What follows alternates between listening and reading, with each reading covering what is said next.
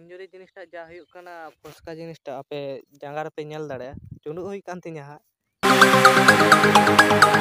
जोहार गे सनाम गातो को नोआ इᱧᱟᱜ न्यू ब्लॉग रे आ तेहना न्यू ब्लॉग हुयुक कान ताबना जे निया परे खन प्रैक्टिस बइन चला दाड़े ताबन कारण इन थोड़ा सा माने इंजुरी कान तबनी निया परे आदो फुटबॉल माने प्रैक्टिस बइन सेन दाड़े कोई दिन माने बार पे सप्ताह अंका बइन सेन दाड़े कारण हला बोलते रविवार हिलो माने रविवार 17 तारीख खेलो ताहलेन ताले हा माने टेनिस खेलो छोटो खाटो टेनिस खेलो सेन हुइले था और खेलो माने खेलार सीजन हो तो चाबा कान ताबना दे भाबे चलो जखन पे साब का कम समा माने खेलो कानते चलो एनते ओना खेलो ही सेन ना और इᱧाग मा बड़ा पे प्रैक्टिस सेनो गया बूट हरो काते और बूट हरो अभ्यास कान तिया हा आदो इनमा बूट हरो माने टेनिस मा सेरकम बुइन खेलो गया ताले ले चलो एनते टेनिस खेलो ही सेन लेगे खेलार सीजन मा तो चाबा खाना निया हक खेल लेगे दिए खान खेलो मा तो चलायना और कारण इंजुरी कारण हुयुक कान ताबना जे माठ चलायना माठ हुयुक कानते चारा माठ माने पुटुर माठ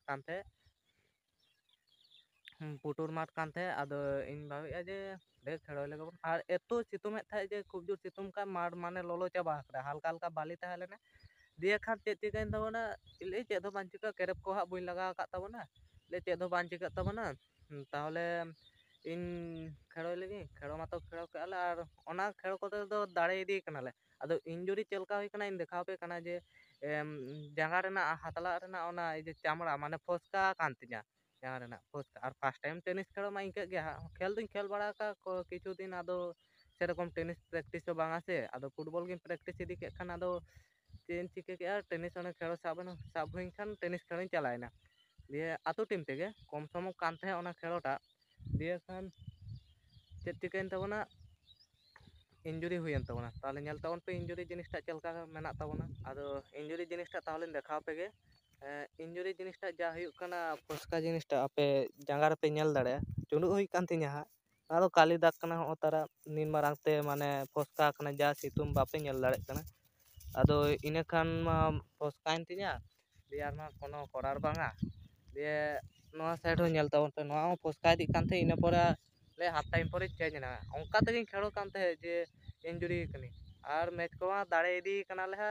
सेकंड ले हता के फाइनल दले रकाब लेना फाइनल रे हाराइते माने सेकंड ले हता के आदो बॉयलर खेलो कान थे दिए नाड़ा करिन बाजा कान ताबना बापे नेले तो इंजुरी ओना जांगा रेना हातला रेना एतो कामी इजे के माने निया परे खन आदो प्रैक्टिस गे बुइन सेन दाड़े आदो सेरकमा प्रैक्टिस वीडियो बुइन अपलोड दाड़े आदो निंके गे छोटो खाटो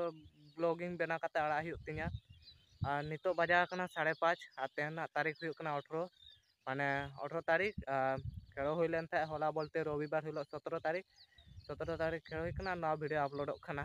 इजे गापा बोलते 19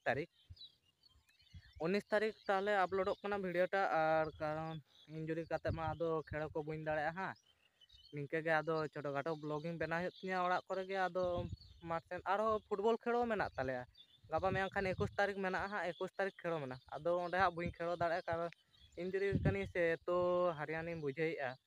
ताहले चेदिन ले आपया निके दिन सीजन हुईना एतो इंजुरी मा खूब बाड़ीच बुझे फुटबॉल खेलो हले साब लेआ छी एतो इंजुरी लखन बा आदो कोनो करार बांगा जखन हुई काना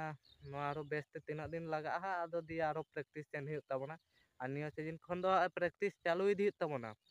प्रैक्टिस आदो नोंका और नितो हा बद सेन हेज हुई कना नेल दाड़े कना पे आले नते बद माठ फाका बद कान ताले हा ओड़ा ओना साइड सेन मेना ताले ओना ओड़ा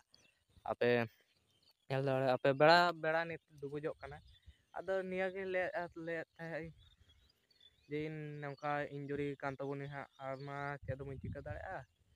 खेलो बुइन दाड़े देखा जाक ओना गापा मेयां खेलो जे मेना फुटबॉल खेलो ओडे जुदी दाड़े खान दो आंगो कातिन खेलो नोगा हा देखाव पे जुदी नोआ ब्लॉग रे चेष्टाइन देखा रेना ताहले चलो एनते नोडे गे ब्लॉग टा इन चाबा काग कना और नेक्स्ट ब्लॉग को आगु राजा चेष्टाया जे आगुइन हा नेक्स्ट ब्लॉग ताहले तेना वीडियो नोडे गे चाबा काग कना और लास्ट रे सानाम को